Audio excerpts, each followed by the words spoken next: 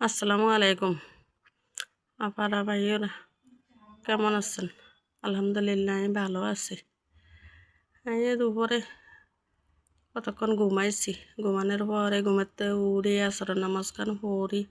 তারপরে আর বাইকে বাসায় গিয়েছি। আর বাইক হতে সাইকেল খান পড়ি। ইগার মাথা হারি গেছে। তার ভাবি ফোন করছে, এই কারণে গিয়েছি। কেউ বাচ্চা গাড়ি গিয়ে একটু দেখে আই, ছোট্ট মানুষ আর বাইক তো গিয়েছি। যাই হে গো বাসার যাই মাগরিবের নামাজ পড়ছি। নামাজ পড়ি আর ভাবি চা দিছে, বিস্কুট দিছে, কদ্দুর খাইছি। খাই দাই হেগো বাসার তনে আইছি বাজারে।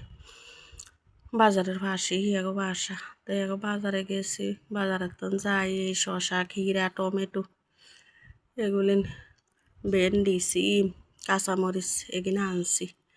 আনি ঘরে আই হাত মুখ ধুই দেয়। এই ভাত ডাইল বসাইছি। কই রাত করিয়া অনকার কোনো কিছু করতাম না।